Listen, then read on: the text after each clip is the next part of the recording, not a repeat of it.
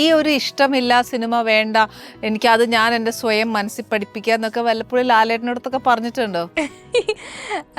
എനിക്ക് അപ്പൊ അങ്ങനെ പറഞ്ഞിട്ടുണ്ടെങ്കിൽ ലാലേട്ടൻ്റെ അഭിപ്രായം ഒന്ന് അറിയണം. ഇല്ല, ലാലങ്കിളുടെ അടുത്ത് പറഞ്ഞിട്ടില്ല, ആ ഒരു ഓപ്പർച്യൂണിറ്റി ഒന്നും കിട്ടിയിട്ടില്ല. എനിക്ക് തോന്നുന്നു ഞങ്ങള് പിന്നെയും ഇങ്ങനെ ഇച്ചിരി സീരിയസ് ആയിട്ടുള്ള കോൺവെർസേഷൻ ഒക്കെ ഉണ്ടായിട്ടുള്ളത് ഇപ്പൊ 3യുടെ ഷൂട്ടിന്റെ സമയത്താണ്. അതെന്താണ് ഇത്ര വലിയ സീരിയസ് കോൺവെർസേഷൻ?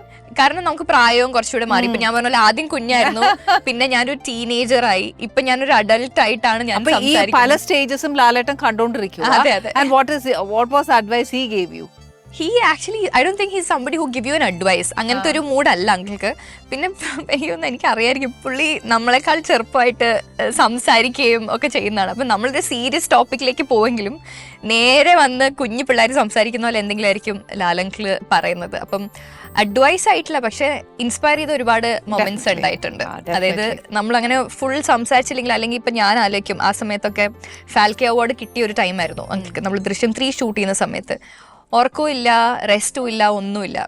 അങ്ങോട്ട് പോകുന്നു, റിയാലിറ്റി ഷോ ഷൂട്ട് ചെയ്യുന്നു, തിരിച്ചു വരുന്നു. അപ്പം ഞാൻ വെച്ചു വേറെ പണിയൊന്നും ഇല്ലേ, ഒന്ന് അടങ്ങിയിരുന്നൂടെ. അപ്പം പറഞ്ഞു എന്ത് ചെയ്യാനാ, ഇതാണ് എൻ്റെ ലൈഫ്. സോ ഞാനത് എൻജോയ് ചെയ്യാൻ പഠിച്ചു. എനിക്ക് സിനിമ ഇല്ലാത്തൊരു ലൈഫ് ആലോചിക്കാൻ പറ്റില്ല.